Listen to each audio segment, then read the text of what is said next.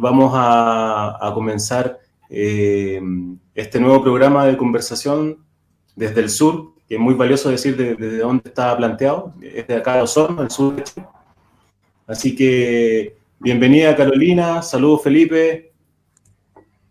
No sé si te puedes presentar, Gracias. Carolina, para las personas que no te conocen, presentarte un poquito como tú quieras presentarte en el fondo, libremente. Bueno, me llamo Carolina Fernández Acuña, tengo 41 años, eh, soy cantante de ducha aficionada, eh, investigadora amateur de la poesía, de la vida, de la música, psicóloga de profesión, terapeuta de personas, parejas y familias, y en este momento también tal vez como una persona muy atenta, ¿no? Me imagino como muchos a las cosas que están pasando en el país y en el mundo. Eso. Bueno, gracias por haber aceptado la invitación a conversar. Eh, Ayer estábamos precisamente planteando qué temáticas podríamos conversar hoy día. Así que Felipe tiene alguna reflexión ahí de introducción. Sí, claro, bueno, este espacio, tú como te contaba antes, la idea es poder difundir un poco algunas perspectivas sobre salud mental principalmente, atendiendo a la situación en la que estamos hoy en día y que hay muchas personas que están necesitando, digamos, algunos datos o algunas reflexiones. Y en ese sentido, como para comenzar, digamos, no sé, me gustaría saber cuál es tu perspectiva respecto al comportamiento de la psicología en general, ya sea desde el estallido social, pandemia o con todas las múltiples crisis que se están dando, como cuál es el rol de la psicología. ¿Estamos jugando algún rol como salud mental acá en Chile, en el sur? ¿Estamos repensando cosas? ¿Se están diciendo cosas nuevas? ¿O estamos como siempre un poco marginales, digamos, pareciera de la sociedad?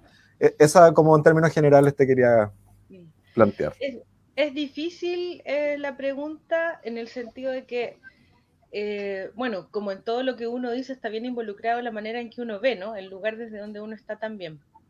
Y a mí en realidad siempre me ha resultado un poco difícil pensar la psicología de una manera unificada, ¿ya? Para empezar.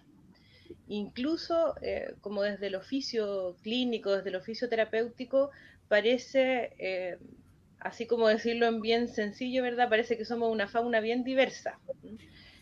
Y obviamente que nos paramos en ese escenario diverso desde lugares que son bien distintos a veces a la profesión, ¿ya? Obviamente que involucran cómo ejercemos la profesión, pero que tienen que ver con quiénes somos nosotros, ¿no? De dónde venimos, cómo nos criamos, las oportunidades que tuvimos. Oportunidades no solo en el sentido más tradicional, sino que también las oportunidades como de experiencia, ¿no? De conocimiento, a las que uno ha podido acceder, que ha podido vivenciar.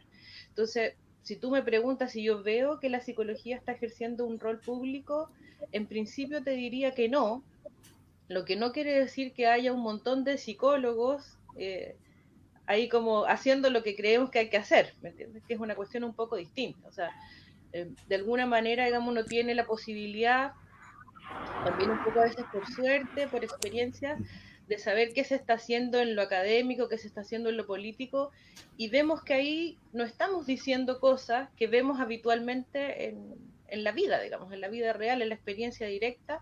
Esas cosas a las que nosotros accedemos trabajando con la gente no están en la conversación sobre la política pública, no están en la conversación sobre la investigación académica o la formulación de conocimiento. ¿Te fijas? Entonces es difícil pensar que tenemos un rol así como establecido, que está puesto ahí. Lo que yo creo que tenemos en este momento es como una suerte de llamado slash tirón, ¿sí? Que sí la vida social nos está haciendo, porque se supone que nuestro conocimiento debería servir en este momento. ¿Ya? Claro, más aún si pensamos, por ejemplo, que Chile ostenta las tasas de suicidio, por ejemplo, de las más altas a nivel mundial. En este momento las licencias médicas, la mayoría son por salud mental. Sí. Eh, entonces uno tendería, y bueno, también ver que la carrera de psicología en las universidades es una de las más populares. Se dictan todas las modalidades habidas y por haber, Y muy últimamente, ¿verdad? barata. Claro. y mucha gente entra, es como la carrera de una universidad que se quiere fundar, es como la carrera gancho, digamos, como para empezar a hacer el negocio. Entonces, eso hace suponer que hay muchos psicólogos también en Chile, y claro, y de repente yo veo y me pregunto si es que efectivamente estamos visibilizando eso, estamos haciendo algo, porque uno ve el colegio médico, por ejemplo, o ve otras instituciones, incluso las colegas trabajadoras sociales tienen posturas que son mucho más claras, por ejemplo, respecto a las situaciones que van sucediendo en el país. Hay una voz que se ve, que se escucha, y nosotros pareciera que estamos, pero no estamos.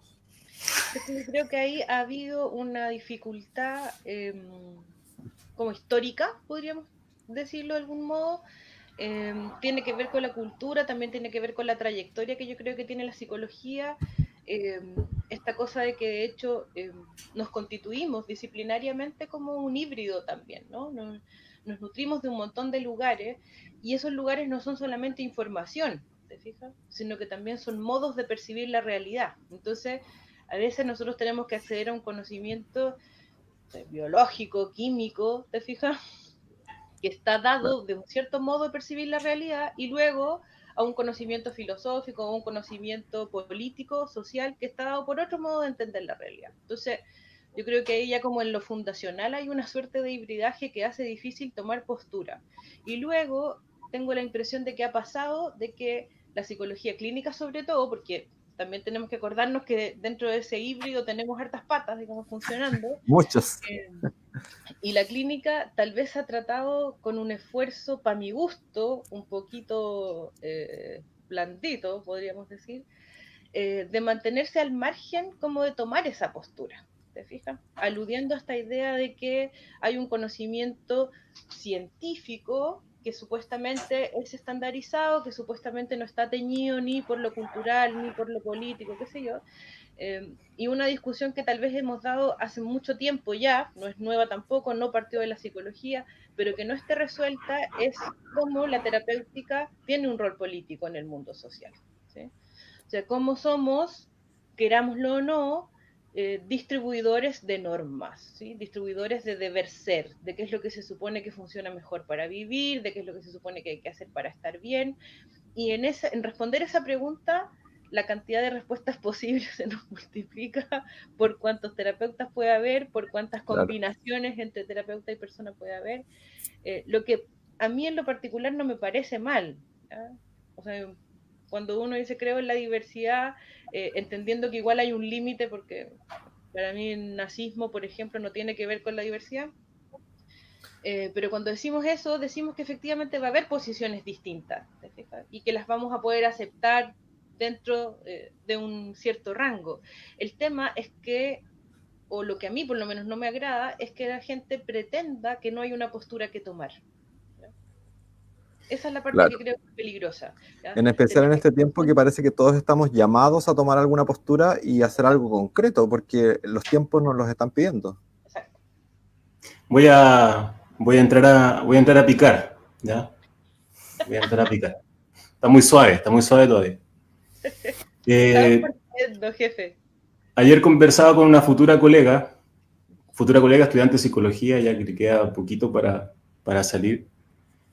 Y bueno, estuvimos reflexionando algunas cosas y que tienen que ver precisamente con lo que estamos hablando ahora, y una de las cosas que reflexionábamos es que me parece a mí que precisamente por esta, no sé si suerte de incapacidad de ponernos de acuerdo como colegio, no sé, de psicólogo, gremio, como se le quiera plantear, me parece, y nos parece también a algunas personas que esta conversación no es solamente algo mío, que hay psicologías que están al servicio de una hegemonía, hay psicologías que están al servicio de lo establecido, están al servicio de la enfermedad, y están al servicio en el fondo del negocio que hay respecto a la enfermedad. Entonces, desde ese lugar, es bien difícil ponerse de acuerdo porque es como la sociedad misma, ¿no? O sea, hay parte de la sociedad que quiere que todo siga igual, y también hay que reconocer que, bueno, también hay un fenómeno bien inconsciente que no sé si tan inconsciente, pero tiene que ver con el lucro respecto a la enfermedad. Y en salud mental pasa precisamente esto, o sea, por ejemplo, en términos de codependencia, la codependencia que existe de, no sé, pues en un CEFAM o en los programas de depresión, de adicciones, ¿qué tanta autonomía estamos enseñando a las personas para que puedan ellos también resolver sus asuntos? ¿Qué pasa? ¿Por qué tanta dependencia? ¿Te fijas? Porque en el fondo se paga por adicto, se paga por depresivo, entonces inconscientemente al sistema le conviene también mantener la enfermedad. Entonces, eso, quiero entrar a picar ahí a ver qué les parece esto que acabo de plantear. O sea, yo siento que ese es un temazo, tal vez como el eje del asunto en hartos niveles, porque viniendo del mundo público, que además ahí es donde tuvimos el misterioso honor de encontrarnos con Alex Oyarzún, tremendísimo colega, en el fondo nos encontramos en un sistema en que la manera de trabajar está articulada para que la gente no se recupere. Ese es el mandato, ¿sí? Claro. Y a pesar de que cuando uno lo dice suena súper fuerte y súper crudo, yo siempre pienso, bueno, vámonos a los hechos, entre comillas, evidencia, por cuanto te pagan por ingreso por alta, estamos claros que el interés no es la recuperación, ¿me entiendes? O sea, es Claro. un solo dato, ¿ya? Claro. Que todo el metaje y el pago está construido por ingreso y no por alta. Ahora, a mí me parece que también hay otros factores. AUX mode. Estoy escuchando algo que no sé qué es, ¿no? Sí, el Felipe está con un problema ahí. Pero, Sí, no, ya estoy, perdón. Ok, no, tranquilo. Sí, decías que que habían otros parámetros. Ahí queda. Sí, porque nos resulta súper fácil y nos ha resultado en la experiencia súper fácil decir el diseño del sistema está mal, tenemos que cumplir con los ingresos y nadie le importa si damos de alta a la gente o no, lo que les interesa es la suma de nucas, en fin, no contemplan las horas que hay que tener para un tratamiento, bla, bla. Nos ha resultado como simple decir eso porque está fuera de nosotros, ¿sí? Está puesto en la organización de ese trabajo que hacemos y nosotros, claro, tal vez podemos decir también, bueno, tenemos que hacerlo, es la pega por la que nos han contratado, no lo puedo hacer distinto o lo hago distinto en el rango de lo posible cuando tengo la oportunidad, ¿te fijas? Es fácil ponerlo afuera y asumir que ahí está todo el problema, ¿ya? Pero cuando uno ve también toda esa especie como de baño de poder que se genera en los lugares de salud pública, donde los profesionales de salud pública no se atienden en salud pública, y a veces con esa sola decisión muestran que efectivamente no creen que ese sea un espacio donde uno se pueda atender. Pues yo debería ser capaz de ofrecer el tratamiento que quiero para mí, ¿me entiendes? Claro. Y creo que es mejor, ¿ya? Cuando se empieza a establecer esa brecha entre quiénes son los merecedores de qué y qué es lo que yo estoy haciendo con mi trabajo, ¿ya? Cuando empiezo a pensar que soy parte de una gran cadena de caridad para que gente esté mejor, gente que no tiene supuestamente cómo estar mejor, entonces me parece a mí que ya la responsabilidad no es solamente de un ministerio que establece malas políticas, ¿te fijas? También es de nosotros que empezamos a tener la impresión de que las personas que se atienden en ese lugar no somos nosotros y nunca seríamos, ¿entiendes? Claro. Entonces, son los otros a los que queremos controlar, ¿ya? En la clásica conversación, en la clásica expresión, es que no me toma los remedios, como si fuera para uno, ¿entiendes? Es que se me fue del tratamiento. Claro, a lo personal, se lo toma a lo personal. Exacto. Entonces ahí es donde tú dices, bueno, de alguna u otra forma vamos quedando, o en algún momento tal vez estábamos, ¿por qué no? Estuvimos ahí, siendo parte de esa cadena que reproduce, como te digo, no solamente una forma específica de trabajar, sino que también una forma de organizar el mundo segmentariamente donde estamos en escalones distintos, ¿no? Claro. Claro, y ahí, por ejemplo, quizás es interesante ver que los procesos de salud mental, desde la política pública principalmente, también están inmersos en un sistema económico político específico.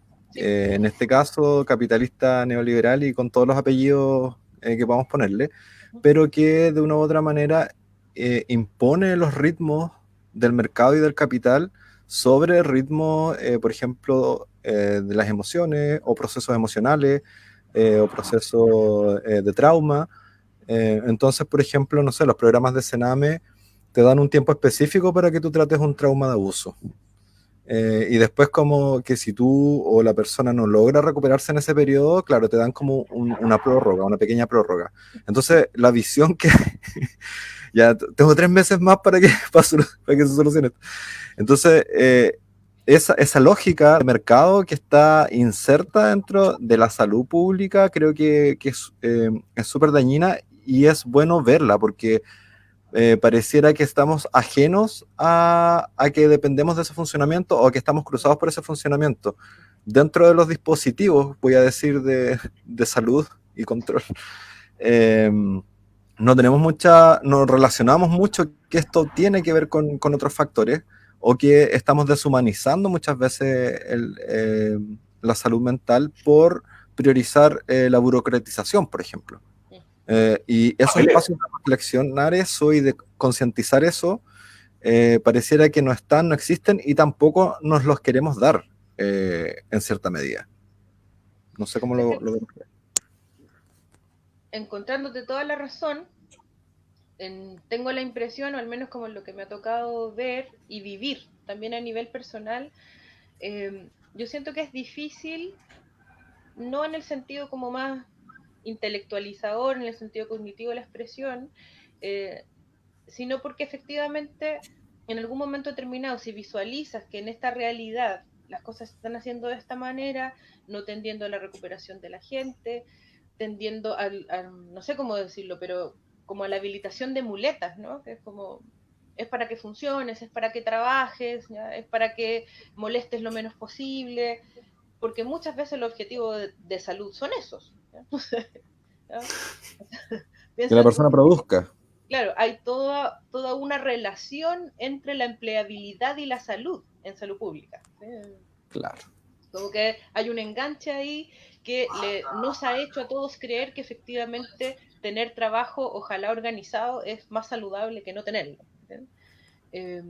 Cosa que históricamente no tenemos evidencia de que sea así.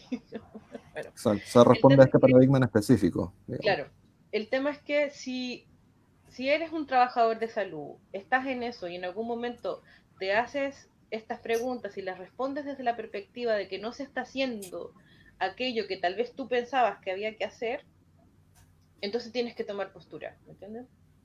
Aquí uno podría pensar, es como esa descripción que hace la psicología de la Gestalt, ¿no? Cuando tú efectivamente te das cuenta, no hay un segundo paso para ver qué hacer, en el sentido de que se moviliza el organismo por completo, ¿no?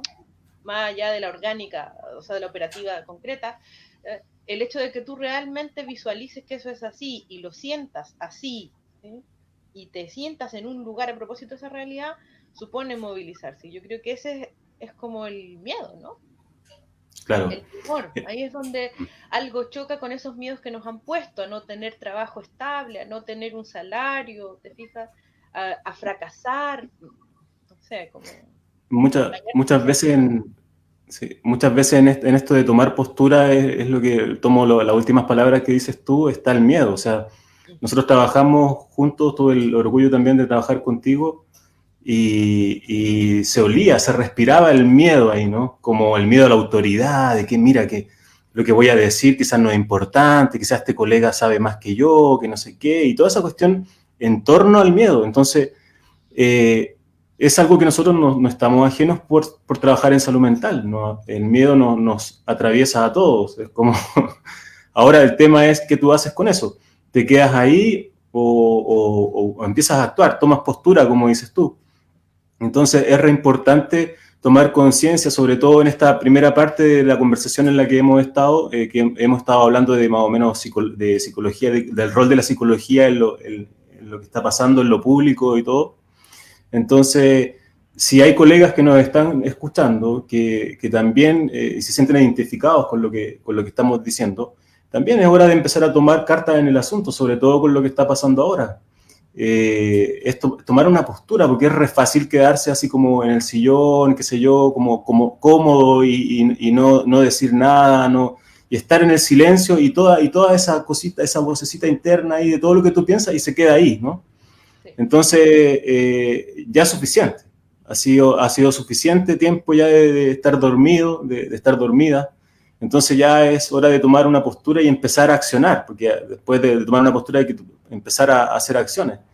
Y a través de esto quiero hacer como el link, como para pasar a un tema más para también los auditores, y que tiene que ver, Carolina, con cómo tú ves lo que está pasando.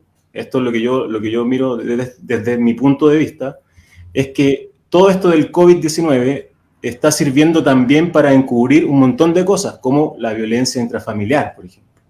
Y ahí llegó un tema importantísimo a propósito de la invitación que te extendimos para poder conversar, como tú eres del el área sistémica, de familia y pareja. ¿Cómo ves tú lo que está ocurriendo en los hogares? ¿Qué es lo que está pasando? Lo menos lo que yo creo es que este virus está invisibilizando un montón de cosas y problemas de salud mental gravísimos, como la violencia. Entonces, eso, quisiera escucharte un poco hablar de eso. Mira, a mí me resulta un poco paradójico esto de lo que es visible y lo que es invisible, ¿ya? Ajá. Siento que están pasando las dos cosas, ¿ya? Al mismo tiempo. En el tema de la violencia intrafamiliar, la violencia conyugal, el maltrato hacia los niños y niñas,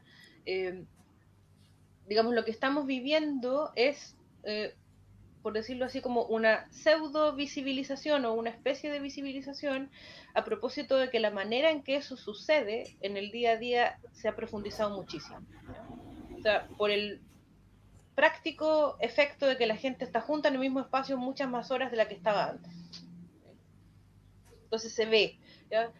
Y en ese se ve, claro, no se ve para la política pública, tal vez no se ve como en el sentido de las noticias, pero sí se ve en el sentido de que la gente se está dando cuenta, incluso la gente que lo vive, de que esa relación que estaba teniendo efectivamente genera muchísimo sufrimiento, ¿ya?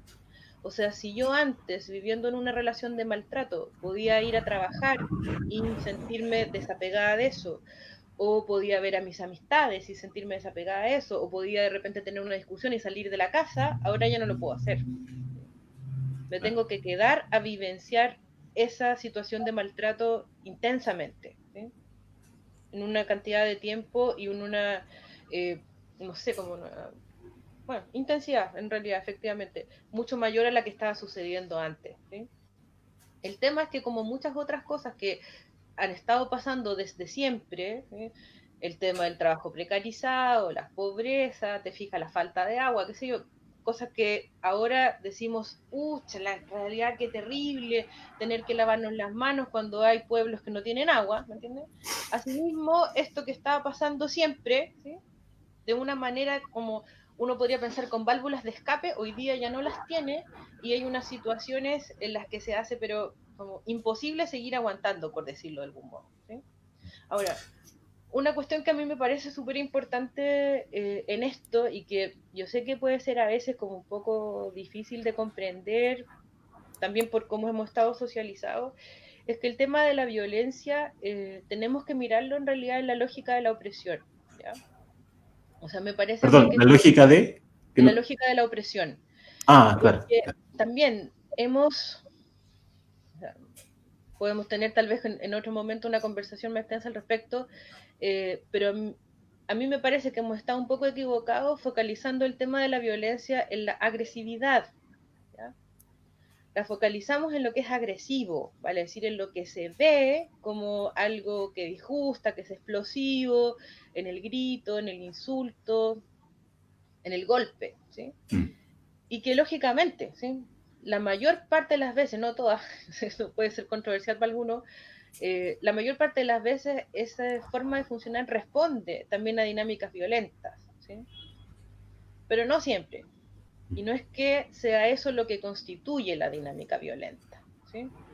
La dinámica violenta está constituida por la relación de opresión. Y me parece que este pudiera ser un momento bien interesante para empezar a entenderlo desde ahí, no que yo lo diga, está descrito así, por decirlo de algún modo, políticamente, ¿no? Disciplinariamente, Porque en el fondo, cuando comprendemos la violencia desde la dinámica de la opresión, nos damos cuenta de que las formas de violencia que vivimos son muchas. Caro, disculpa, ¿podrías profundizar un poquito en ese concepto de las dinámicas de opresión o ver la violencia desde una dinámica de opresión?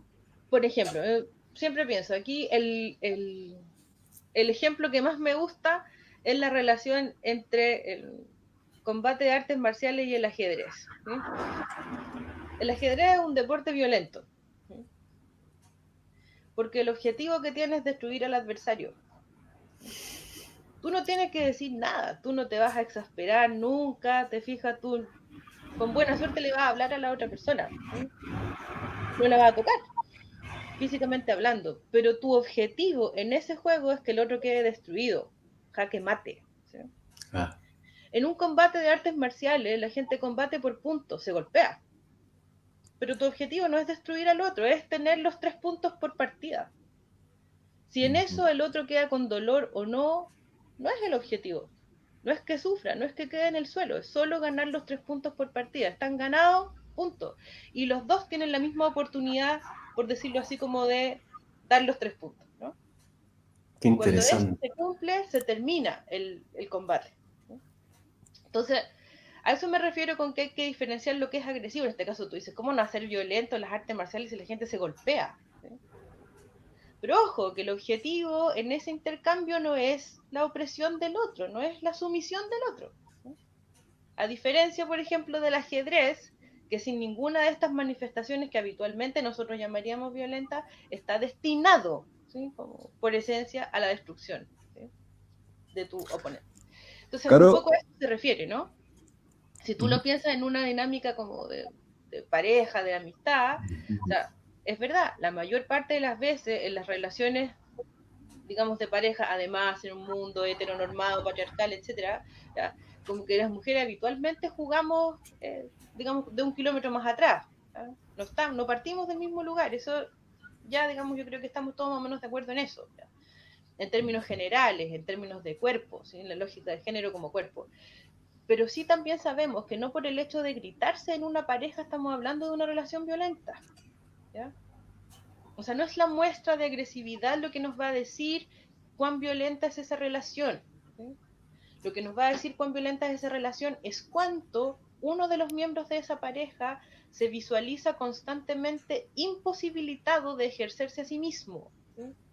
De responder, de decidir, de manejar su tiempo, de manejar su cuerpo, de sentirse a sí mismo como alguien digno, capaz, habilitado, ¿sí? Porque hay gente que no se golpea, pero la manera en que uno oprime al otro es muy, muy fuerte, ¿sí? Entonces, un poco, yo creo que es importante hacer esta distinción, que insisto, está hecha, no que se me haya ocurrido a mí, ¿ya? Está súper hecha, pero que también, a propósito de lo inconveniente que resulta, obviamente está invisibilizada, ¿ya? O sea, están invisibilizadas muchas violencias porque no tienen los componentes agresivos, ¿sí? Y me parece que en eso, por ejemplo, hoy día, nosotros sabemos, ha costado montones que en la legislación haya lugar para la condena a la violencia intrafamiliar. Te fijas que incluso cuando la ha habido, más o menos, porque tampoco es que esté tipificada penalmente, pero por lo menos ya hemos avanzado, se puede denunciar la violencia intrafamiliar, ¿sí? Pero cuando tienes además un aparataje de policías, que cuando casos que hemos conocido hace poco, ¿no? La mujer va a denunciar y el policía le dice, pero por favor entienda a su marido y no le toma las denuncias, ¿entiendes? Estamos viviendo otro momento de violencia, ¿sí? Ahí, donde un policía súper amablemente, ¿no? Súper tranquilamente, ¿no? A la señora le ofrece asiento, le ofrece un té, le ofrece pañuelos desechables, le dice, por favor, entienda a su marido. ¿Me entiendes? Pero es un acto donde anula la posibilidad que ella tiene de ejercerse a sí misma, de decir esto no me gusta, ¿sí? Y no es justo para mí, ¿me entiendes? Entonces son muchos actos de violencia, yo creo, como puestos en esta cadena, ¿no?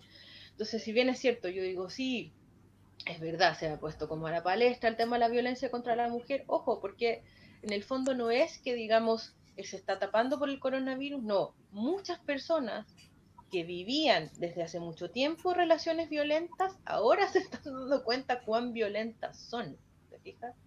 Y estamos teniendo estas, ¿cómo podríamos decirlo? Estas viñetas a las que nos agarramos así, pero con uñas y dientes, como la de esta mujer que tuvo el coraje en algún momento de llamar a los carabineros y decir, no, si quiero que me traigan una pizza para la comida, y estaba llamando a la policía, ¿te fijas? Que de alguna manera nos dicen, sí, va a haber vías de salida, ¿sí? Va a haber vías de salida para eso que estamos tomando, ¿ya?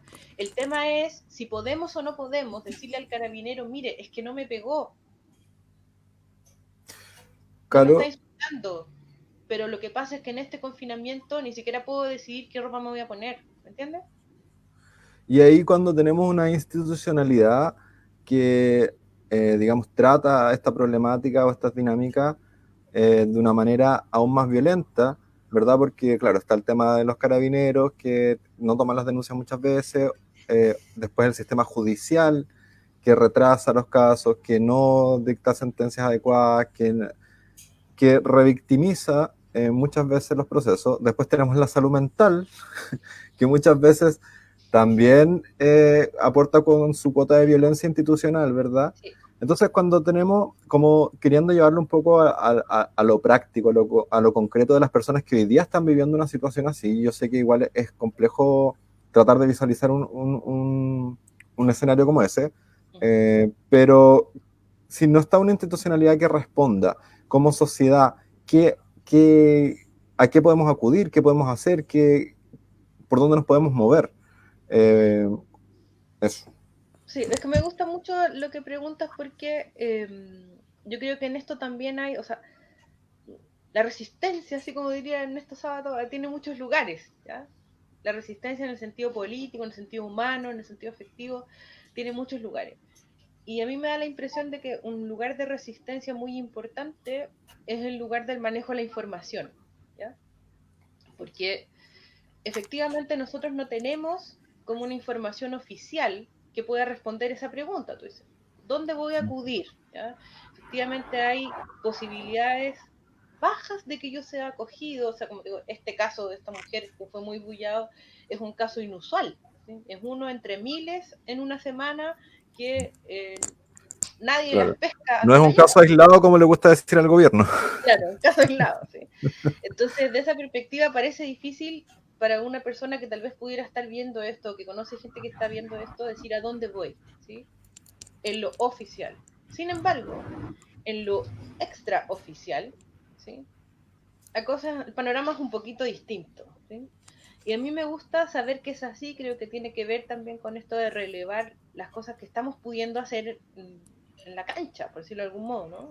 En la vida misma, como decíamos al inicio, la psicología puede que no responda como cuerpo, pero hay psicólogos que responden, ¿sí? Lo mismo tal vez en un montón de otras profesiones, oficios, en fin. Entonces, en Chile, por ejemplo, tenemos muchas organizaciones de mujeres que incluso, digamos, se organizan para recibir mujeres con hijos que están siendo víctimas de violencia y poder resguardarlas, protegerlas en espacios seguros, digamos, de baja circulación, te fijas, para que tengan un tiempo, uno podría pensar así como de pausa para reorganizarse, para dolerse, en fin, y después empezar a tomar otras decisiones en contacto con otras personas, ¿ya? Que les permitan articularse para vivir otra cosa, ¿ya? Obviamente que eso no va a aparecer en ninguna guía pública, ¿ya? Honestamente no, porque además de eso, todas las iniciativas autónomas habitualmente en este país, digamos, tratan de ser absorbidas, ¿no? Por el mundo público sobre todo, el mundo público las absorbe, bueno, después las privatiza, sabemos un poco cómo funciona eso, ¿ya? Pero está como esta disposición de, primero, yo tengo que saber quiénes se están moviendo, sobre todo si no están patentados cobrando algo, ¿sí? Entonces, esa información tal vez no está como en las guías abiertas, pero yo ahí como que confío súper profundamente en algunas condiciones humanas. Esa es una información a la que se puede acceder, ¿ya? El tema también es quebrar la idea de que la respuesta va a ser institucional, ¿sí? O sea, hoy día pareciera ser que esa también es una clave súper importante. Las respuestas que nos ayudan habitualmente no vienen de la institucionalidad y cada vez menos han venido de la institucionalidad, ¿sí? O sea, con esto no quiero decir que si más rato empiezo a toser seco no voy a consultar a un médico probablemente, ¿me entiendes? que me voy a negar a la hospitalización, no quiero decir eso, ¿ya? Pero sí quiero decir que uno podría pensar como, bueno, están deslegitimadas las instituciones públicas en un montón de partes del mundo, pero además aquí ha habido una suerte como de revitalización de la organización autónoma, que es algo muy interesante en Chile, ¿ya? A veces, digamos, con más bombo, con más platillo, otras veces no, pero que en el fondo lo que hace la gente es articular lo que tiene desde donde está y tratar en el fondo de pasar la voz, tratar de estar presente donde es todavía factible estar presente. Entonces, la pregunta es dónde lo estamos buscando, ¿sí? ¿Dónde estamos teniéndole susto? Aquí tal vez también nos vamos a meter en otro tema que es interesante. Estamos teniéndole susto a buscar en internet o en este mismo, ¿no? En Facebook, en Instagram, a las organizaciones, por ejemplo, feministas, porque yo tal vez no me considero tan feminista o creo que eso es un poco extremo, por ejemplo, ¿ya? O porque me daría miedo que haya una respuesta, entre comillas, violenta, de nuevo, que se refiere a lo agresivo, a propósito de lo que me está pasando. Esas son preguntas que es importante, ¿ya?, hacerse, porque tal Claro. vez hay muchas mujeres que están diciendo no voy a ir ahí porque yo no soy de esas, ¿sí? Pero tal vez ahí hay fuentes de ayuda súper concretas, ¿te fijas?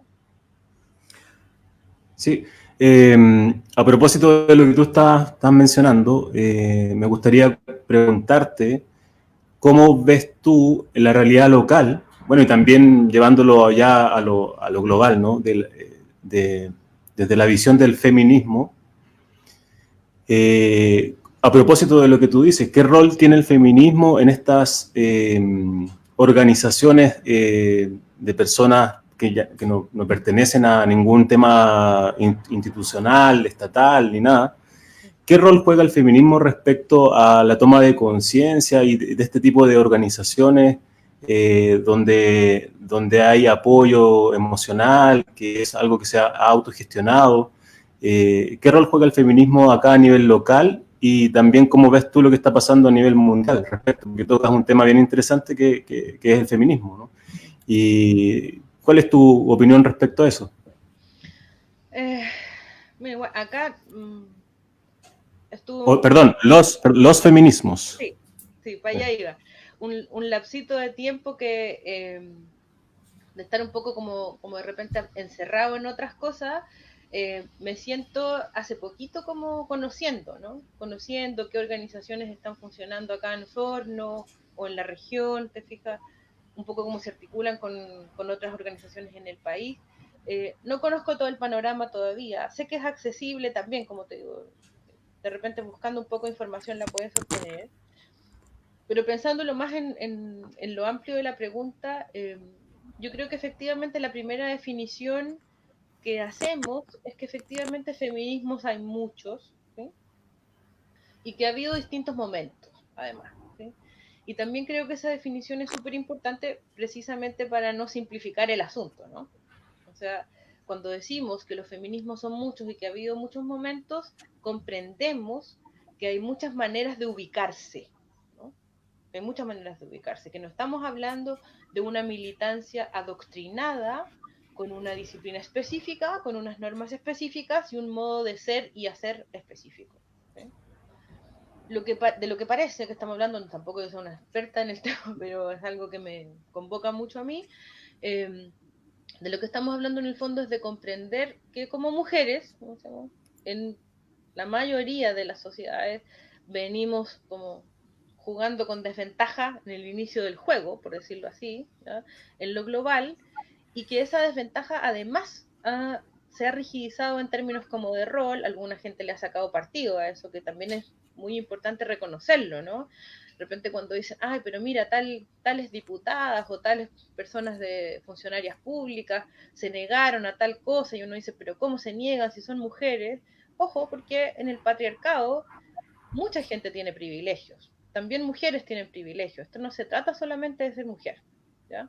O sea, hay una mente patriarcal, podríamos decir. Claro, ¿ya? O sea, Independientemente de tu cuerpo físico y tu... exactamente, ¿ya? Y en esa mente patriarcal hay cuestiones que están como súper marcadas. Por ejemplo, lo trabajo con muchas parejas que atiendo, ¿ya?, que es esta idea de que el mundo solo tiene dos opciones, ¿sí? O comes O eres comido, o persigues o eres perseguido, o ayudas o eres ayudado, te fijas como estos roles binarios, ¿ya? Donde no hay más opciones, no hay escala de grises, ¿sí? Entonces, la mente patriarcal tiene ese componente, tiene el componente de la competencia, tiene el componente de la homogeneidad también, ¿sí? Tiene el componente de que efectivamente hay una jerarquización, digamos, muy estructurada de qué es lo que se supone que es más valioso y qué es lo menos valioso en términos de haceres, de conocimiento, ¿sí? Entonces, de alguna manera, los feminismos han permitido ir quebrando o ir posicionándose distinto en estos distintos aspectos de lo que podríamos llamar el patriarcado, ¿sí? Y es súper importante, como para mí por lo menos, atender a esta diversidad precisamente porque la trayectoria de cada uno, ¿ya? También te va a ir situando en un espacio diferente, ¿sí? O sea, hay que pensar, por ejemplo, que en lo que sabemos como más original, ya del feminismo europeo, blanco, acomodado, de alguna otra manera una lucha muy potente por el trabajo, por la educación, ¿ya? Sobre todo en realidad por la educación, por el acceso al conocimiento, por el acceso a la decisión en términos como más sociales, ¿ya? A la productividad en términos de lo social y lo que tiene que ver con el poder, hoy día, ¿ya? Resulta también, digamos, un elemento a cuestionar, ¿te fijas? Hoy día desde muchos feminismos también decimos, oye, ¿qué pasa si yo no quiero nada de eso? ¿Sí?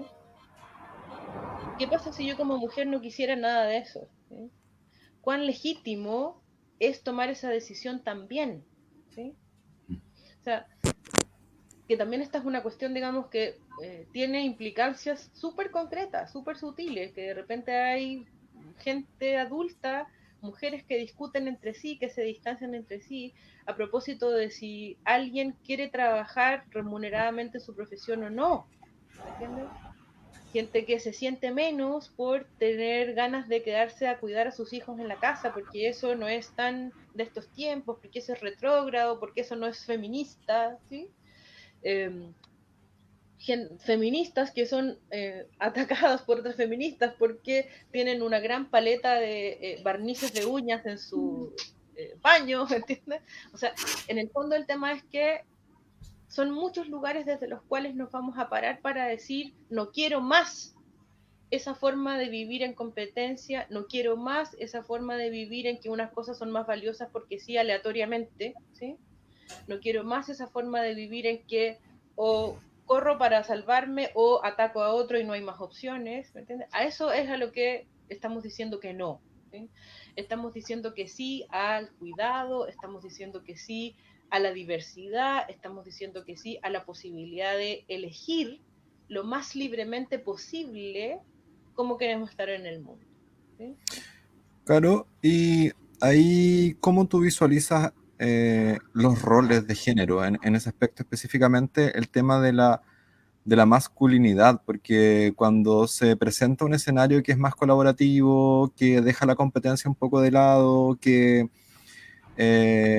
visualiza la violencia también desde otra perspectiva, pareciera que todas las características de la masculinidad clásica no entraran en ese escenario. Y al parecer también muchos hombres están sintiendo, están tensionando, digamos, esta situación en términos de rigidizar aún más sus identidades masculinas clásicas, digamos. Eh, entonces, ¿cuál sería como el rol o la invitación o de la masculinidad o de los hombres, si es que se puede, entendiéndolo desde lo biológico quizá, o no sé, dentro de este escenario que tú estás visualizando? Eso.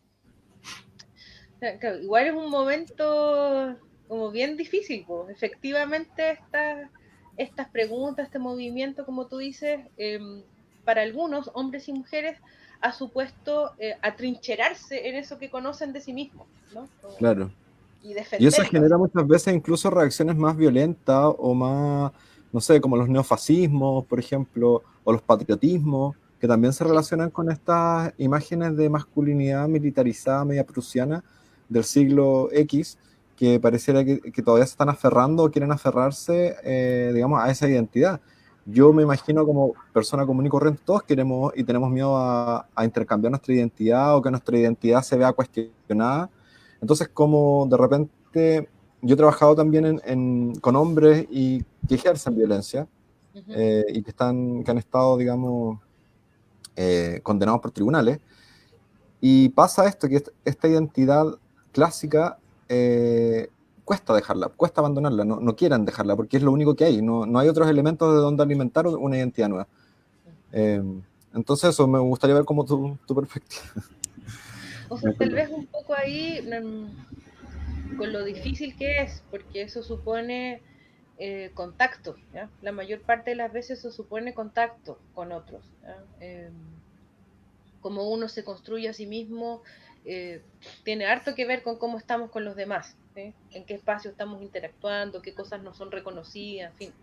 Entonces, no es, digamos, tan fácil, yo creo, como articular eso, pero sí me parece que tal vez como la invitación es a la exploración, porque en este no es una época donde vamos a responderlo así tajantemente, yo creo, ¿no?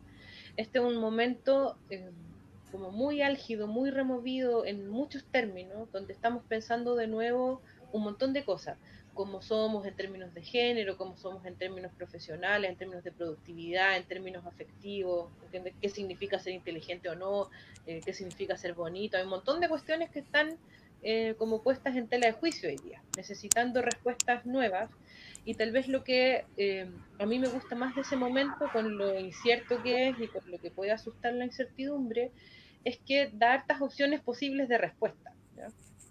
O sea, de cómo, por ejemplo, podemos decirnos a nosotros mismos, de cómo podemos decirle a la gente que conocemos, porque probablemente todos conocemos, o tenemos bastante cerca personas que están viviendo esa suerte de atrincheramiento personal, ¿no? En eso que han conocido. ¿Cómo de alguna otra manera asistimos a la posibilidad de que haya más cosas que eso? ¿Sí? ¿Cómo podemos digamos, hacer no sé cómo decirlo, pero si tú lo piensas, si nos ponemos en primera posición de combate, por ejemplo, frente a esa masculinidad clásica, si es nuestro primer movimiento, también tenemos que hacernos una pregunta, ¿sí? De qué es lo que realmente queremos, ¿sí? Porque efectivamente, si yo creo, ¿ya?, que hay una construcción que hacer, ¿ya?, sería un poco paradójico que yo pensara que esas personas son malas personas, como a priori, ¿ya? Estoy pensando como en los casos puntuales, estoy pensando en el a priori, que yo dijera que son mis enemigos, ¿entiendes? Sería raro, ¿sí? Sería poco coherente con la idea de que efectivamente necesitamos hacer un esfuerzo deconstructivo y reconstructivo, ¿sí? Obviamente, en una disposición a la deconstrucción y reconstrucción no todo el mundo va a estar, eso es comprensible también, ¿ya? Pero no me parecería lógico que los que decimos que queremos otra forma de vivir, ¿ya?, antes de sentarnos a conversar dijéramos que no. Eso me parecería un poco raro, ¿ya? Lo que me parecería como tal vez más coherente con esa idea es que por lo menos nos sentemos a conversar, ¿me entiendes? En la medida que hay disposición. Sí, ahí yo quisiera agregar algo respecto a mi propia masculinidad herida, ¿no? Como mi yo del pasado de algunos años. Yo puedo también agregar a lo que tú dices y te encuentro todo el sentido. ¿Qué es lo que, como experiencia personal, ¿no?, y tirándome a la piscina, contando qué es lo que me pasaba? Tenía mucho miedo a la sensibilidad, ¿ya? Tenía mucho miedo a sentir mis propias emociones, a sentir como mi lado más femenino, más sensible, por darle algún nombre, ¿no?, a esa parte de cada uno de nosotros. Entonces, yo creo que lo que sucede ahí, con esta masculinidad prusiana, ¿no?, que todavía queda, que Felipe hacía referencia, es precisamente ese miedo al contacto con esa parte más íntima, ese miedo al contacto con esa parte más sensible, ¿no? Porque cada vez que un hombre se contacta desde ahí es ridiculizado, ¿ya? Entonces, y socialmente es condenado, te fijas, no es visto como algo positivo aún en el 2020. Entonces, es duro desde ahí porque hay como un castigo hacia la sensibilidad, o sea, el hombre no, esa masculinidad herida es precisamente por la falta de sensibilidad. Entonces, cuando tú pierdes tu propia sensibilidad, dejas de ser empático con otro, Dejas de ser empático con hombres, mujeres, con, no sé, dejas de ser empático con los seres humanos y te atrincheras en un lado, en una parte bien egoica, bien centrada en tu propia mente, y eso se va fortaleciendo día a día y cada vez uno se vuelve más y más duro. Entonces, ¿qué es lo que va ocurriendo? Es que, claro, ocurre esta pérdida de sensibilidad y de alguna manera las necesidades y los sentimientos de otros dan lo mismo en el fondo. Y yo lo cuento desde mi pasado, en el fondo, desde cómo yo veía todo el mundo, el mundo, ¿no? Y desde ahí también hay un tema de instrumentalización de la mujer, de esta masculinidad herida, de lo femenino, ¿no? Es casi como un objeto al cual está al servicio de esta masculinidad. Entonces, es estoy tratando de hilar fino porque es un tema bien amplio y que yo creo que da como más de una hora hablando, pero es eso de lo que yo puedo contar como experiencia personal, lo que me pasaba, ¿te fijas? Porque como no entraba en contacto con mi propia sensibilidad, porque eso significaba entrar en contacto con el dolor, significaba entrar en contacto con mis heridas emocionales, que me llevaron a tomar esta masculinidad como un escudo, como una armadura, ¿te fijas? Entonces, desde ahí, esta masculinidad como prusiana se transforma como en una cosa, como precisamente una armadura para no sentir. Porque si tú te vuelves sensible contigo mismo, te vas a encontrar con un montón de heridas, te vas a encontrar con un pasado, con un niño que está ahí lleno de miedos, lleno de inseguridad, lleno de tristeza en el fondo. Porque esta violencia que parte de esta masculinidad prusiana, herida, viene de un dolor, viene de heridas, de mucha tristeza porque hay mucho abuso también, abusos de todo tipo. Entonces, desde ahí, eso quería aportar, ¿no? Un poco para entender cómo funciona esta masculinidad prusiana y herida, ¿no? Y este machito, el que, no sé, el que, no quiero entrar a caricaturizar, pero es más o menos eso. Ese es mi humilde aporte desde mi experiencia personal.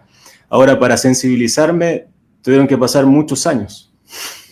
Yo creo que ahí hay un tema, Alex, también conociéndote y todo, no en el sentido de hablar de ti, sino como de lo que supone para una persona poder efectivamente hacer este camino, ¿no? Transitar, digamos, hacia un lugar más entero finalmente, ¿sí? Porque una cosa que yo creo que cuesta entender desde esa posición de privilegio protegido, ¿sí? Que es el que ustedes se refieren, desde cómo se ve desde acá, porque obviamente de la masculinidad, de lo que es la masculinidad, hablarán los varones, ¿no? Que se sienten en esa masculinidad, pero desde ese lugar de privilegio protegido que se ve desde aquí, hay muchas cosas que se pierden, ¿no? El tema es que, claro, muchas veces esas cosas que se pierden no han sido calificadas como cosas valiosas, ¿ya? Por consiguiente, ese varón no le da la impresión de que la pérdida sea tan grande, ¿sí? Voy a contar una conversación que recuerdo haber tenido en primer año de universidad a propósito de estos temas. Un compañero, a propósito como de estas caricaturas también de lo que es el feminismo y que sé yo, en algún momento, ya hablando del tema de la maternidad, dice, bueno, pero es que ustedes, imagínate cómo no va a ser diferencial y maravilloso el tema de que ustedes pueden tener un hijo y la mamá, lo importante que es, lo vital que es, no sé qué. Y yo recuerdo que como que se me cruzó esta imagen, ¿no? Que me parece que grafica esto. Yo le digo, si el tema no es lo importante que puede ser para una mujer, eventualmente si es que así lo quiere, tener un hijo en los brazos. El tema es cómo a ti no te da la impresión, ¿ya?, de que no hay nada que tú puedas hacer para equiparar eso. Porque esa masculinidad, ese patriarcado, lo que te dice a ti es que el sana de mamá es mágico y el tuyo no vale. El tuyo nunca va a sanar al hijo, nunca. Porque el sana que es mágico es el de la mamá, ¿sí? El tuyo no. ¿Sí? Eso es lo que dice el patriarcado, ¿sí? ¿Sabes qué? Me recordó lo que estabas diciendo también de la nueva ministra del Servicio Nacional de la Mujer y Género, que cuando le preguntaron qué la habilitaba a ella para ser ministra, porque como no tiene estudio ni nada relacionado con el tema, dice, bueno, soy mamá. ¿Verdad? Ahí hablamos de una mujer patriarcal. Absolutamente, sí, absolutamente, ¿sí? De esa identificación, ¿no? Automática. ¿Ya? Entonces, de alguna u otra manera, ese refugio de poder, porque también es un refugio de poder, el de la maternidad, para mi gusto, mitológica, ¿no? Uh-huh. Este es uno de los pocos países donde todavía se dice el día de la madre y no el día de las madres, ¿ya? La madre. Claro. Sí, yo tenía un profe español que me recuerdo siempre comentaba que le impresionaba mucho el rol que ocupaba la mamá aquí en Chile tan omnipresente y que culturalmente estaba o socialmente estábamos estructurados desde ahí, desde pasar de la mamá a la polola mamá un poco, y por otro lado también esto de ser un poco país de guachos, Claro. ¿Verdad? Como sin papá, no hay padre. Sí. O sea, y en esa estructura, qué interesante la figura, esta figura original, ¿no? Que se supone que es la figura fundante de nuestra identidad chilena, si es que tal cosa existe, ¿ya? Latina, si tú quieres, pero chilena, es precisamente la idea de que en el contexto como también de la violencia, de la conquista, de la esclavización, de la opresión y de la guerra, ¿ya? Lo que salva, ¿ya? La estructura social, la estructura afectiva, es la relación madre-hijo, ¿no? Eso es lo que salva. Entonces uno podría decir, claro, hay esta idea fundante, ¿no? De que es el refugio que tenemos, ¿ya? Pero es el refugio que tenemos en el contexto de la opresión, la esclavización, la guerra, ¿sí? No en un contexto donde supuestamente eso no está presente, ¿te fijas? Y esa tal vez es como la invitación, es a hacer ese camino para decir, ojo, que este no es el momento donde no nos queda nada más, ¿sí? Es un momento distinto, ¿sí? Y donde tenemos como el permiso para vivir cosas distintas y tenemos que reestructurar lo que es valioso y lo que no lo es, ¿ya? Por ejemplo, ¿qué pasa con la masculinidad a propósito del tema del empleo, de la manutención financiera de las casas, por ejemplo? Hoy día, que eso va a ser un tema, está sucediendo ahora y el efecto en la salud mental lo vamos a ver pasado mañana, digamos, un poquito rato más, ¿sí? Como por ejemplo, para muchos varones históricamente ha sido más legítimo pegarse un tiro en la cabeza que vivir en la cesantía, ¿sí? O pensar que otra persona va a generar dinero para contribuir a su manutención, ¿sí? O sea, si eso no es un daño del patriarcado, yo no sé qué es, la verdad, ¿sí? Que para los varones, por mucho, mucho tiempo, su valoración personal, ¿ya? Su manera de ser queridos y reconocidos, esté pegadita a su capacidad de producir dinero. Yo lo encuentro terrible. Es una forma extraña de instrumentalización también. No estoy diciendo que es equiparable a la instrumentalización que hemos vivido las mujeres en el patriarcado. No lo es, ¿ya? Solo quiero decir que el patriarcado nos hace mal a todos. A todos. Porque nos limita a todos, ¿sí? Claro, O sea, ese punto cuando se expone lo que el patriarcado de una u otra manera, cómo el patriarcado delimita o castra las identidades, es complejo cuando se habla de la masculinidad, porque la masculinidad es la identidad que ha estado, digamos, en el lugar de privilegio y lo sigue estando, y es la que ha ejercido también la violencia más visible a través de, digamos, de la historia. Entonces es complejo de repente observar de una manera comprensiva el proceso de deconstrucción de la masculinidad, porque realmente dan ganas de que sucediera simplemente. sí. De que ya fue mucho ya y es tiempo de que simplemente suceda. Sí. Pero lamentablemente para eso hay un proceso, tiene que haber un proceso, y encontrar esos mecanismos, esos caminos, creo que es de harto debate de cómo hacerlo. Acá en Chile, por ejemplo, hay un programa que trabaja específicamente con violencia y hombres, pero es un programa que está por región y que además tiene ciertas características de entrada, que es, por ejemplo, que el hombre tenga disponibilidad al cambio, que tenga conciencia o sea, prácticamente que ya esté en el umbral de transformar su identidad, cuando la gran mayoría de la gente que ejerce, digamos, una masculinidad rígida, violenta, no está con esa visión. Entonces, es complejo dar esos espacios de transformación, o comenzar a dar esos espacios de transformación sin justificar o sin avalar, ¿no es cierto?, esas identidades, en el fondo. Para que ocurra este proceso, que quisiera agregar esto, porque es como que ocurra este proceso de construcción que está señalando Felipe. Para mí es importante también que si tú no eres consciente desde dónde te estás forjando, es re difícil hacer algo. Es como el término de conciencia de enfermedad. Si tú no te das cuenta, entonces es re difícil. ¿Cómo tomar conciencia? ¿Te fijas?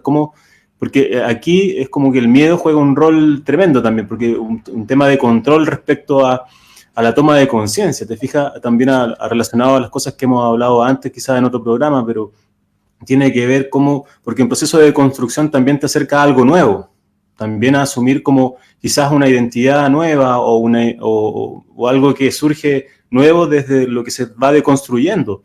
Hay cosas que uno va limpiando, que ya no sirven, que ya lo único que generan es daño. Entonces, esa toma de conciencia respecto a lo que está ocurriendo alrededor de uno, porque en el fondo es que esto me hace daño a mí y a mis seres queridos, y a través de la historia he generado daño, a través de esto me he generado daño a mí, comportamientos autodestructivos, todo esto que tiene esta masculinidad bien tóxica y que nace a través de la represión, de lo patriarcal, y que está construida en base a eso. Entonces, no sé si se escucha ahí.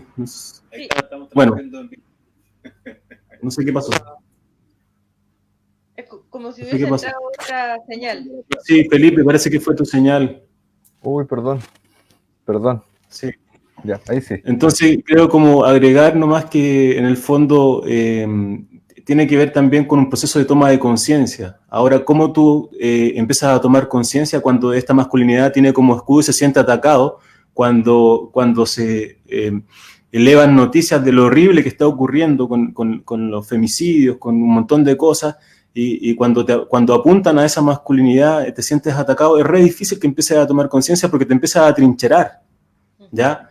Entonces, desde ahí, entendiendo esta masculinidad, esta forma, esta construcción patriarcal, es como un escudo potente, porque en el fondo funciona de esa manera. O sea, te están atacando, tú te defiendes, ¿ya? Porque estás acostumbrado a hacer eso, bajo ese modo. Ahora, no necesariamente te están atacando, sino que tu estructura hace que tú te tomes a lo personal eso.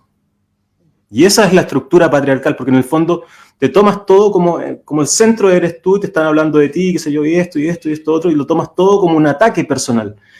Y es bien difícil ahí tomar conciencia porque estás bajo la emoción del miedo, entonces es complicado.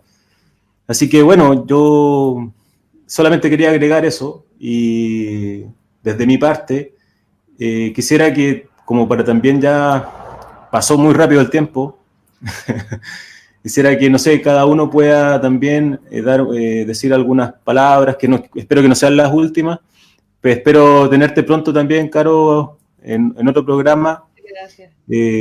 Así que como para despedirse, agradecer a la gente que nos vio. Aquí voy a enviar unos saludos que a las personas. Saludos a Fabiola Morales y a Karin Melo, que mandaron saludos. Excelente conversación, dicen. ¿Ya? Así que eso, como unas palabras como para empezar a despedirse.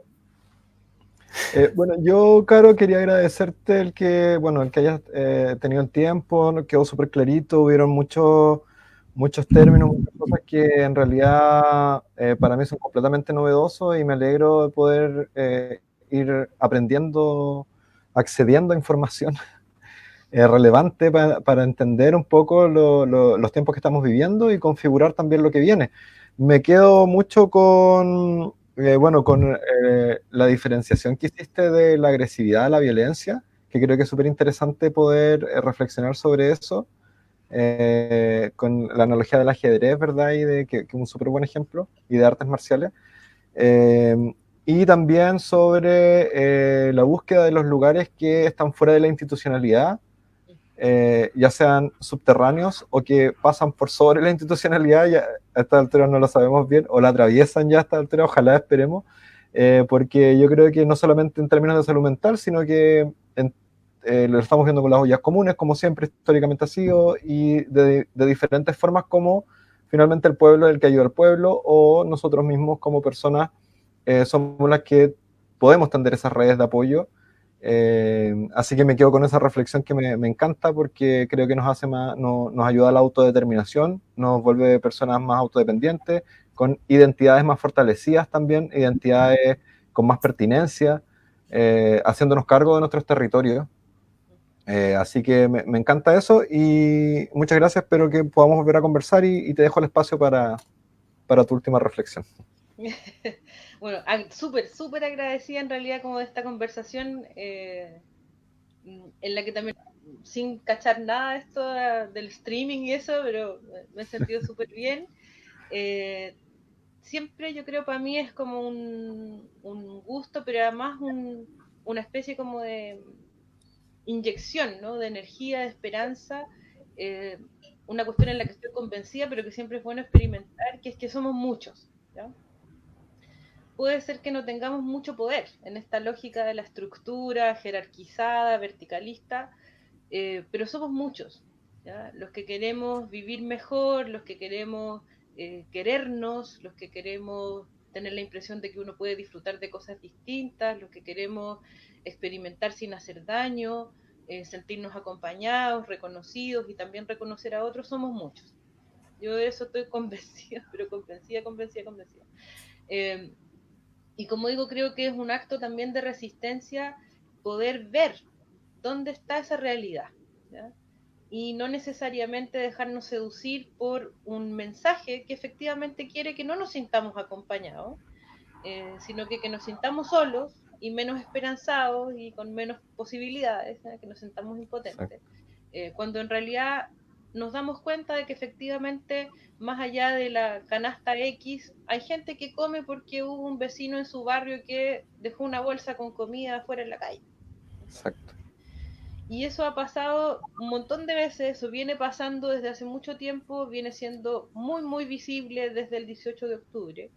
Y también desde el 18 de octubre viene siendo muy evidente que el tema, insisto, como jerarquizado, verticalista, ya fue. ¿Ya? En el tema del estallido social siempre la gente se preguntaba así como, ¿dónde está la organización detrás de esto?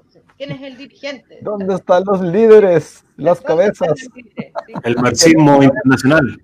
Exacto. ¿Sí? Como sin la capacidad de mirar que en realidad sucedió esta como suerte de contagio, ¿no? También como esto, eh, que es posible cuando vemos que hay otro que vive una realidad similar a nosotros, nos identifica y nos contagia, nos motiva con esa esperanza, con esa fuerza y dice, vamos. ¿Sí?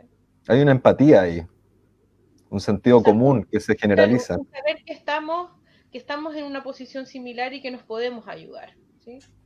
Eso que vale para salir a la calle a marchar, que vale para salir a organizar la olla común, que vale para un montón de otras acciones cotidianas, yo creo, de verdad que es el eje del asunto. O sea, no parecen ser los tiempos en que vayamos a tener respuestas macroestructurales o institucionales, parecen ser los tiempos donde la vinculación, que en algún momento le llamábamos la microacción, la microvinculación, ¿ya?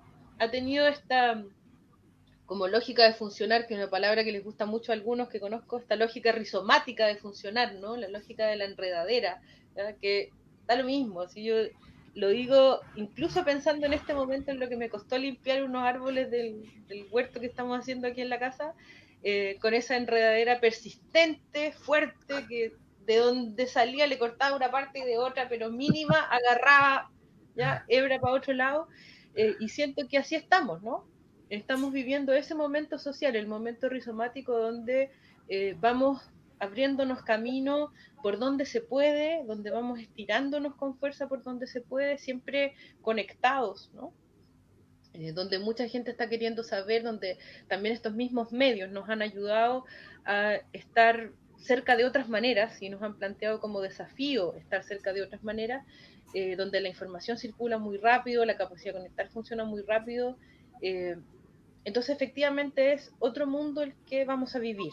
¿Ya? No sé si nosotros vamos a alcanzar a vivir un mundo muy armado, ¿ya? Pero de que vamos a participar del giro de eso, ya estamos ahí.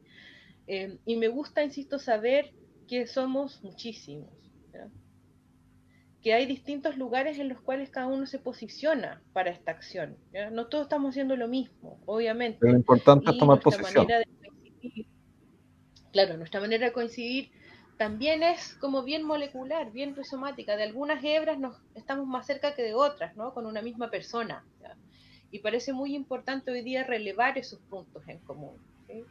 Que probablemente hay cuestiones en las que no necesariamente vamos a estar de acuerdo, ¿sí? Que puede parecer así como el mensaje súper cliché, pero de verdad que hoy día hay cosas en que mucha gente muy distinta, con realidades muy distintas, está considerando como un criterio común, ¿sí? Entonces es importante poder vivenciar esa fuerza colectiva, ¿no? De estas otras maneras, en cuestiones que son sencillas. Yo creo que esto es súper importante, ¿sí? Empezar a comprender que efectivamente tenemos valor, ¿ya? No necesariamente, digamos, por el estatus social, es un desafío súper fuerte. Una ciudad como esta, por ejemplo, también, ¿ya? No estar en la carrera por el dinero, no pensar, digamos, que hay ciertos trabajos que son más valiosos que otros, o incluso, pensándolo, darse la posibilidad de experimentar, ¿ya? Son cuestiones accesibles para nosotros, aunque son, como decía Alex al inicio, tal vez difíciles, ¿ya? Y muchas veces veo, todo el mundo comparte memes, ¿no? Que la libertad, que no seas materialista, no sé qué, pero a la hora de los que hubo, dejar de tener un teléfono más moderno, a la gente le cuesta, ¿te fijas? Pero es una acción concreta que podemos tomar, ¿entiendes? ¿Para qué vamos a hablar del tema de la esclavización con la fabricación de celulares? Pero ya es un tema complejo. O sea, a lo que me refiero es que estos son tiempos donde parece que todo sirve. Entonces es importante darnos la oportunidad de hacer lo que esté a nuestro alcance, ¿sí? A veces retrasar la compra de un teléfono, a veces poner a circular ropa, a veces donar la luca para la lucatón de no sé quién, a veces, en el caso nuestro, ¿ya? Ofrecer parte de nuestro trabajo tal vez con otras remuneraciones o sin remuneraciones actuales, ¿ya? Compartir información, hay mucho que se puede hacer. Pasa que el patriarcado también nos dice que eso no sirve para nada, ¿sí? Entonces parte de la resistencia es dejar de creer que no sirve para nada y hacer todas esas cositas que nos parecen chiquitas pero que finalmente suman muchísimo. Bueno, agradecer a los dos nuevamente, Carolina, muchas gracias. Gracias. Y espero que tengamos otra posibilidad de conversar porque esto da para horas y horas de conversación. Hay muchos temas interesantes. Hay un tema que conversábamos ayer con Felipe, como en la interna, que tiene que ver con el colonialismo, ¿no? Que es como, que es otro tema interesante, ¿no? Sí. Así que, bueno, hay hartas cosas que conversar. Bueno, así que un abrazo. hemos sido convidados con el don del tiempo, así que qué bueno que podamos retomar el arte del conversar. Exacto. Muy bien. Bueno. Nos vemos, muchas adiós. gracias. Gracias a las personas que gracias a las personas que vieron este video. Saludos a todos. Chao, chao.